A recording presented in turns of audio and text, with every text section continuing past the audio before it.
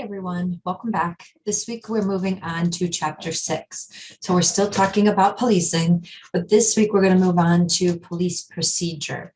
So we talked a lot about police issues and discretion and how they're organized and structured. So this week, we're going to move on and talk about the specific procedural laws that govern what police are allowed to do or not do at any given situation. Okay, so we're going to talk about police and the Constitution. Hit the wrong thing. So I'm going to share my PowerPoint with you, and we're going to move through this first introduction PowerPoint. So the first introduction PowerPoint has a lot to do with the law and giving you an overview of the important cases and the important things in the law. So we're going to go over some legal concepts and terminology in this first section, and then we're going to look at the specific procedures that apply to search and seizure and arrest and interrogations over the next couple lectures. Okay, so we're going to talk about policing and the Constitution. So the question I want you to think about is this: no one is above the law. Do you agree or do you disagree with that idea? Okay, and if you agree with it, does that mean that anybody could be arrested at any time? And if you disagree with it, why? Why do you think some people are above the law? Well, when we're talking about criminal procedure law, we're talking about the procedures, the constitutional procedures that the Constitution requires people that work within the system to follow. So when you're talking about procedure law, you're talking about the rules that apply to people within the system. So average everyday citizens don't have to follow procedural law. These are the procedures that people that work in the system have to follow. Okay, so these are the legal restraints on people who work in the criminal justice field. So it's the rules that govern what police can do. It's the rules that govern what courts can do, the attorneys can do. It's the rules that govern all of those people that work in the system. So you may ask, why are there criminal procedure laws that are only required to be followed by people that work in the system? Well, the main reason why we have criminal procedure laws is to stop abuse of power. So what was happening in the 1960s was there were a lot of protests, and there was a lot of racial segregation, and people were protesting against the civil rights movement. And during a lot of these protests, there was a lot of violent acts committed against minorities. And so we started to see police maybe abusing some of their powers that they had. Their discretionary choices were being abused. And so you had this wave, and you had a more liberal court that started to swing more towards individual rights. And they believe that individual rights need to be protected above all else. So that means they started to put restrictions on police and what police could do. And that became the basis for criminal procedure law. So just to get you thinking about how you feel about the criminal procedure law, look at this scenario. In his own defense, Deputy Walters might have pointed out that he is a law enforcement officer, not a real estate agent. He obtained permission from a judge to search the house in Lancaster, California, as part of his investigation into a fraud and identity theft ring. He did not know that the house had been sold 3 months earlier. When he and 6 other deputies showed up at their residence early in December morning, they're expecting to find 4 suspects that they believed at least one of them would be armed with a 9mm Glock handgun. Instead, a 17-year-old Chase Hall answered the door. The deputies ordered Hall to lie face down on the floor, then proceeded to the bedroom where Max, the house's new owner, and Judy, his mother, were still in bed. With guns drawn, the deputies ordered Rattel and Sadler to show their hands and get out of bed. According to the official report of the incident, both were forced to stand naked at gunpoint for about 2 minutes before being allowed to cover themselves up. Within 5 minutes, they realized their mistake. They apologized and they vacated the premises. Rettel and Sadler were in no mood to be satisfied by the apology. They filed a lawsuit with the Sheriff's Department alleging that they had been unfairly searched, detained, and humiliated. The United States Supreme Court sided with the deputy and other officers and recognized that the couple's embarrassment, the court dismissed the complaint, ruling that the Constitution does not require an officer to ignore the possibility that an armed suspect may sleep with a weapon within reach. So I want you to think about this. Like, think about this situation and how do you feel about this situation? Which side do you think is correct? Do you side more with the people, they're sleeping, they weren't doing anything wrong, that were invaded by the police?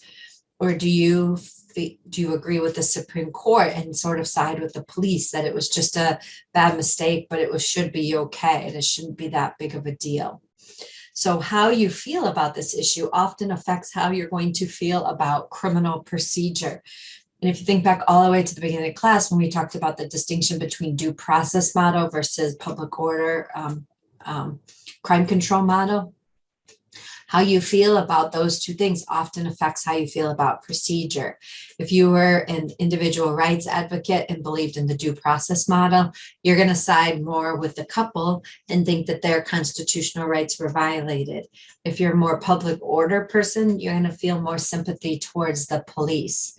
So your views, and neither one is right or wrong, it's just how you feel about this balance of these two things within the criminal justice system. So remember, we're constantly trying to balance these two things in the criminal justice system.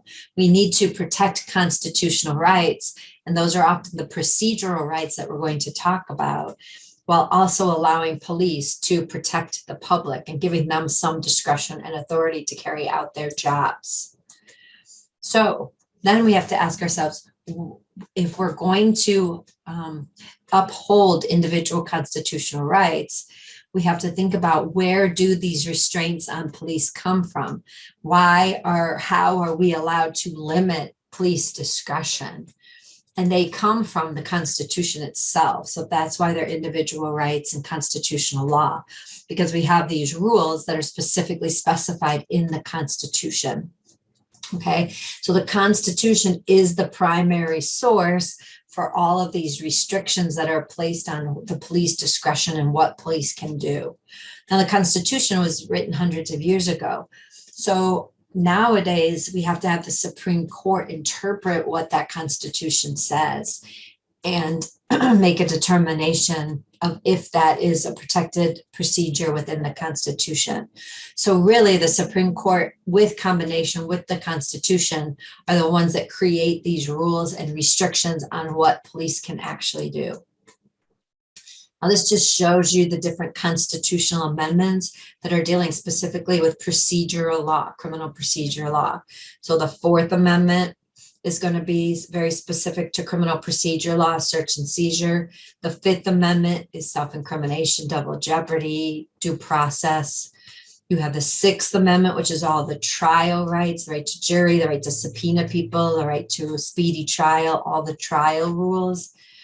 Eighth Amendment deals with all punishments that can be given in a criminal proceeding. And then don't forget, the 14th is always just, you have to have notice and a hearing and a fair process. So everything has to meet certain standards of fairness. So these are the constitutional amendments that guide what police officers can do and cannot do, their procedure. Now, we said it's a combination of the Constitution and the Supreme Court. So what happens is the Supreme Court hears certain cases and interprets that Constitution to see what they think the Constitution meant. And they can issue a decision. And if they issue a decision that has a large impact on the whole criminal justice system, that would be considered what we call a landmark decision or a landmark case. Landmark cases are the cases that shape all of procedure. So they change or affect what police officers can do everywhere. It's a big impacting case. So Miranda versus Arizona, Brown versus Board of Education, those would be what we consider landmark cases.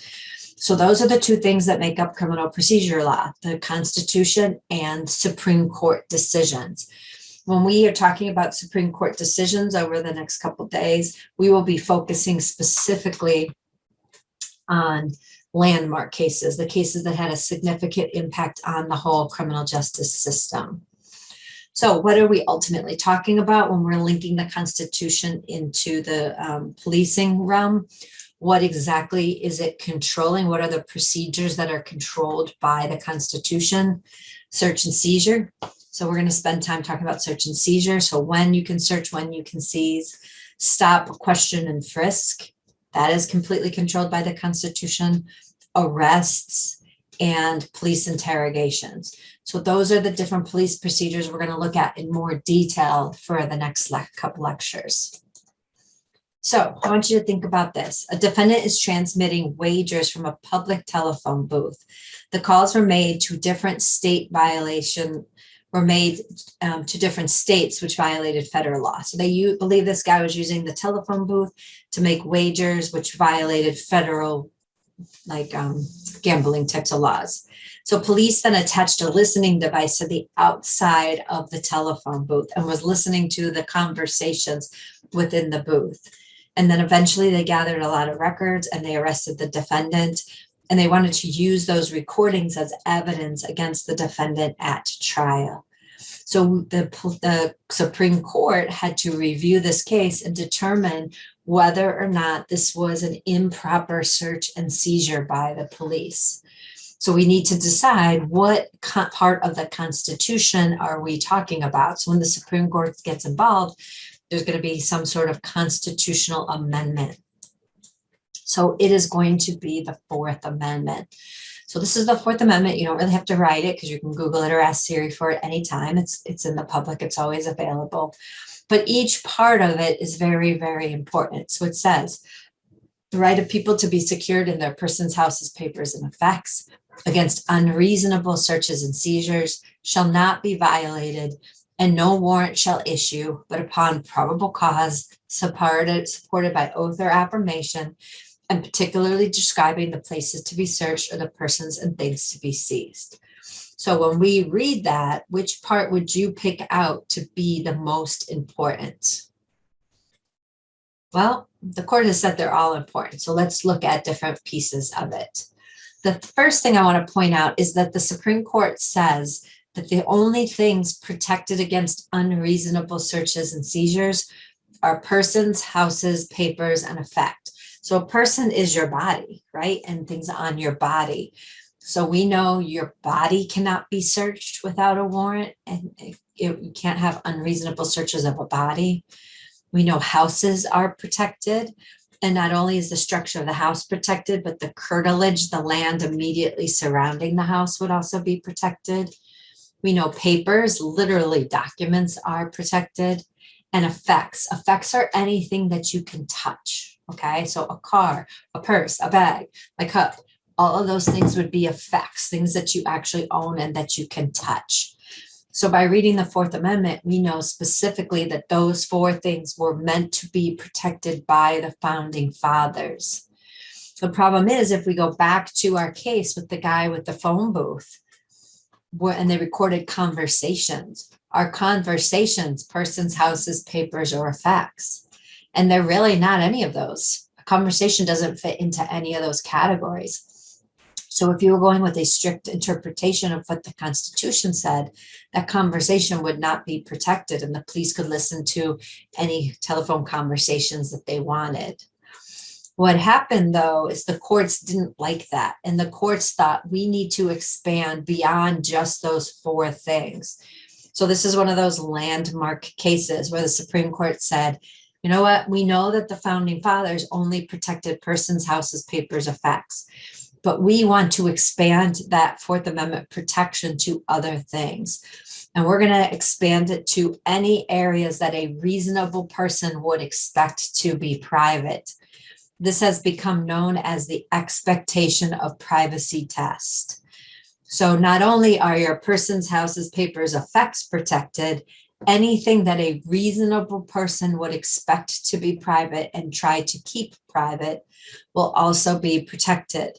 So that telephone conversation at the telephone booth, that would also be protected, because a reasonable person would expect, if they're in a telephone booth, that their conversation would be private. So another part of this Fourth Amendment talks about unreasonable searches and seizures and no warrant, but upon probable cause. So we need to spend a few minutes talking about probable cause and what exactly does that mean. So to understand probable cause, you have to understand a basic concept called burden of proof. Burden of proof is the idea of who has to slug the evidence over their back and bring it into the courtroom to convince the jury of something. So literally, I always think of somebody like Santa with his bag and he's carrying it in. That is the burden of proof. Who has to carry that evidence into court? Now, in a criminal case, we believe the prosecutor has the burden of proof. It's the prosecutor that has to carry that evidence into the courtroom. Okay, they carry the burden to convince the jury beyond a reasonable doubt that the defendant committed the crime. In our criminal justice system, the defense doesn't have to prove anything. The defense could just sit there, and if the prosecutor doesn't prove all of the elements, remember we talked about mens rea, actus reus, concurrence, harm, causation. If the prosecutor fails to do that, you're missing one of those elements, the wheel of justice stops and the defense wins. So in our system, the defense really doesn't have to do anything. The defendant can just sit there and not say anything and then argue that the prosecutor didn't carry in enough evidence to prove guilt. So that's burden of proof. Now, along with burden of proof, we have to see how much evidence the prosecutor needs to carry. How heavy is the bag? And it depends on what the prosecutor's trying to prove, okay? So there's one level of proof that's just called mere suspicion. Mere suspicion is defined as just a hunch. So you're walking down a dark alley, somebody's walking towards you with a trench coat and a hood pulled over late at night and like walking in the shadows. That's mere suspicion.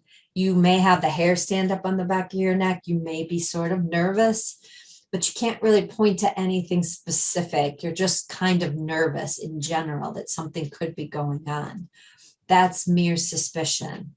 If police have mere suspicion, the only thing that they are allowed to do is keep investigating. They can't legally force the person to do anything. The next level of proof is what we call reasonable. Well, I'm going to skip reasonable suspicion first. I'm going to go to the bottom for a second. Beyond a reasonable doubt. The beyond a reasonable doubt is the level of proof that you need to convict somebody of a crime. So if I'm the prosecutor trying to prove the defendant guilty, I have to carry in enough evidence to convince the jury that this person committed this crime beyond what we would consider a reasonable doubt. Then we have what's called preponderance of evidence. Preponderance of evidence is you have 50-50 and you just slightly tilt one side, you win. Okay, the side that slightly tips it to 51% will win. This is what's used in a civil case. So in a criminal case, beyond a reasonable doubt is almost like 98% that you're sure the person did it. Preponderance of evidence is just 51%, just a little bit more evidence towards one side over the other. Then we have this thing called probable cause, and it's probably right around 30% if you're trying to keep numbers in your head. Probable cause is when you can point to a specific person and a specific crime. You can say Joe Smith committed rape. So you can identify the person and you can identify the crime. So that means the prosecutor has to give you enough probable cause, enough facts and circumstances to rise to 30% that a reasonable person would believe this person committed this specific crime. That's probable cause. Now we have this middle ground between mere suspicion and probable cause. The Fourth Amendment specifically says you need probable cause to get a warrant. That means specific person, specific crime, right? But the court, so you can either do nothing under mere suspicion or you can arrest or search with probable cause. The problem is sometimes there's more than just a hunch. You can point to certain things, but maybe just not enough to point to specific person, specific crime. So you see that person with the hoodie and the hat, and it's middle of the night. And now let's say they're outside a bank, and maybe you say that they maybe have a bulge in their pants or something, so you think they have a weapon. There's much more facts then. So it still may not be able to be specific person, specific crime, but it's enough to make you need to investigate more. So that's reasonable suspicion, not quite enough for a probable cause, but more than just a hunch. You can actually point to specific facts and say, yes, I need to investigate more. So if you have reasonable suspicion, you can stop, question, and frisk people. So you kind of conduct an investigation and carry on to find out more information. If you have probable cause, you can actually arrest, search, and seize according to the Fourth Amendment. Okay, so what can police do with mere suspicion? They can do nothing. With reasonable suspicion, they can stop, question, and frisk. With probable cause, they can search and seize or arrest. Preponderance of evidence, it's going to be a civil lawsuit most likely. And beyond a reasonable doubt, you can convict someone of a crime. So let's challenge your knowledge about some of these levels. So first, I want you to tell me what level of proof is necessary for the police to do that, and then what level of proof actually exists in that scenario. So for example, a man walks down the street with his hands in his pockets and an officer stops him to ask questions. So the first question is, what is the police procedure that the police did? They stopped. So what level of proof would you need for police to have a proper stop? So if you go back to our list, we want to stop, question, and frisk. We need at least reasonable suspicion. So we need reasonable suspicion, sorry.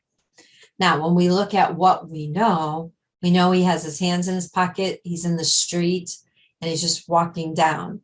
So do you think that is reasonable suspicion? Probably not. That's probably just mere suspicion. It's probably a hunch. So that is probably a bad stop. Jane is swerving from lane to lane and crosses a solid yellow line, so the police pull her vehicle over. So this is a vehicle stop. So we said for vehicle stop, what level of proof do we need? We need reasonable suspicion for a stop. So what do we know? We know the car is swerving in and out of lanes, crossing solid yellow lines. So we actually have more. We have probable cause because we see them, a particular person, particular crime, reckless driving. So now we have more proof than is necessary. We only need reasonable suspicion, but we have probable cause. So this would be okay. Officer Smith lawfully arrests Jack when he sees his eyes are dilated. So what level of proof do we need for an arrest? So look back at our chart. We know for an arrest, you need probable cause. So now we need to look, what does Officer Smith know?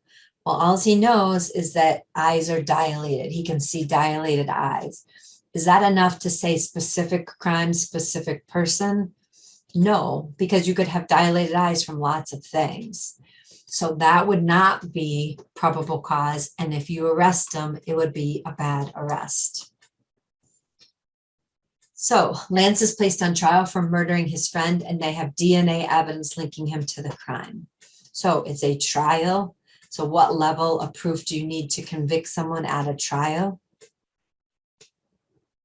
So hopefully you said beyond a reasonable doubt. Do they have it? We don't know for sure, but having DNA that connects them would be pretty close. So you might be able to get that. Officer Jackson is conducting an investigation into the burglary. He searches Ken's house because Ken matches the description of the suspect. So what is the police procedure? A search. What level of proof do we need to conduct a lawful search? You need probable cause. So do we have enough evidence to point to specific person, specific crime? All we know is that Ken matches the description of the suspect. Is that enough? Probably not. So you may have mere suspicion or reasonable suspicion, but not enough to conduct a search. And then finally, Officer Harris stops a person on the street that he says fits the description of a wanted rapist. Officer Harris frisked the person because the description says he was armed and dangerous. So what's the police procedure? It's a frisk. What level of proof do we need for a frisk? We need reasonable suspicion. Do we have that? Maybe, depending on how accurate the description is. We possibly could. If we do, then we could conduct that frisk. If not, then we shouldn't do it. Okay, oops, I didn't realize I had the answers on the next slide. Okay, so here's your answers if you missed any.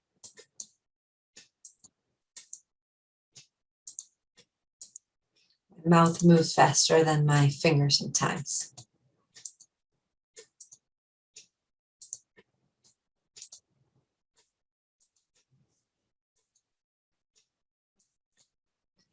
Okay, so if you need any additional review on this and you're confused at all about these levels of proof, I posted a levels of proof assessment online that you can take to make sure that you understand the distinction between these levels.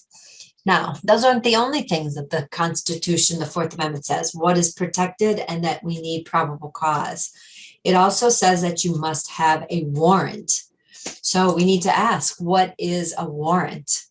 And all a warrant is a court order saying that the police can do certain things.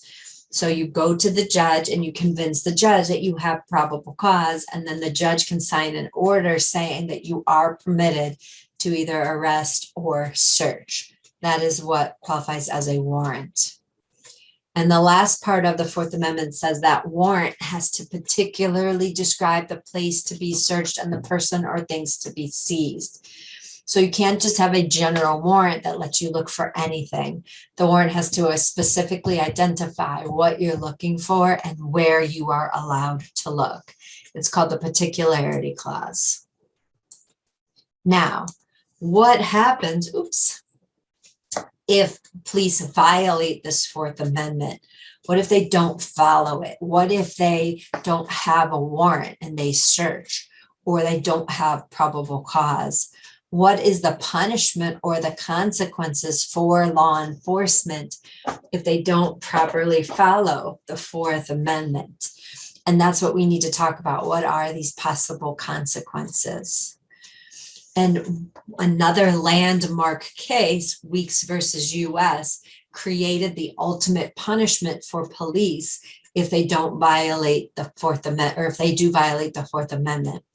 And Weeks versus US says that if police do something improper that violates the Constitution, so if they conduct an illegal search and seizure without the proper warrant and probable cause, then any evidence they obtained during that process is going to be excluded for trial, which means the prosecutors aren't going to be able to use the evidence that was found as evidence against the defendant. It's going to be excluded. And if that's the only evidence they have against the defendant is going to go free.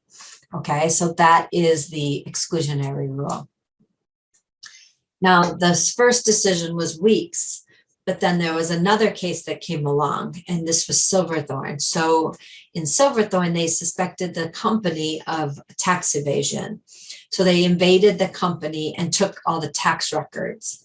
And the people that own the company said, wait, you said in Weeks that they couldn't do that without a warrant, or it's excluded. So the prosecutor's like, okay, and photocopied it all and gave it back and then used the photocopies. And the Supreme Court goes, no, you're not getting around it. So what it says is not only is the evidence that was initially seized excluded, according to Weeks under the exclusionary rule, any evidence that's derived from that initial bad evidence is also excluded. And that's what we call fruit of the poisonous tree doctrine. So if the initial evidence is bad, any evidence that's obtained based on that bad evidence is also bad and cannot be used against the defendant. It will be excluded from trial. And again, if that's all the evidence you have, then the defendant is going to go free. Now, there was a big debate on whether or not states had to follow this rule, because both of those prior cases were dealing with federal police officers and federal searches. And if you think about it, the Constitution, the Fourth Amendment, is a federal document. So there was an argument that it only applied to the federal government. Police did not have this exception or exclusionary rule. So police in the states, if they violated constitutional rights, it was okay. They were not going to have the evidence excluded under the exclusionary rule. So then came along Mapp versus Ohio. And Mapp versus Ohio said, not so fast, that it's going to also apply to states. This is a federal constitution, meaning it covers everybody in the country. We're not going to allow or exclude police from this at the state level. So even state police have the consequence. If they violate someone's constitutional rights, the evidence cannot be used against them at trial. So then we have to say, well, does that mean that the exclusionary rule applies to all circumstances, no matter what? So if somebody a police does something wrong, is it automatically kick the evidence out in all circumstances? And then what you'll learn quickly with the law is the answer is almost always no. There's always going to be exceptions to the rules that are created. So let's look at this scenario. Police use surveillance for drug trafficking to get a search warrant based on their observations. The judge signs the warrant saying that they have probable cause. But later, a higher court says, nope, the warrant is bad and throws out the warrant. So should all the evidence obtained with the warrant be thrown out? Since it was based on a bad warrant, should we be able to use the evidence obtained during the search as evidence? Because under exclusionary rule, it should not be used, right? Or under fruit of the poisonous tree. But the Supreme Court created an exception. And what exception they created is what we call good faith. Now, in this case, the police tried to do the right thing. They went to the judge, they presented the evidence, and they trusted and depended on the judge making the proper decision. So the police really didn't do anything wrong. Usually the exclusionary rule is to keep the police from doing anything wrong. In this case, the police really didn't do anything wrong. And so you're not deterring them from doing bad things. It was the judge that made a mistake. So are we going to punish the police for that? They're something that's really not their fault. And the Supreme Court said no. And they created what's called the good faith exception. So if police reasonably believe something to be happening and they act in reasonable good faith, even if it ends up being wrong, we'll still allow the evidence to be used at court.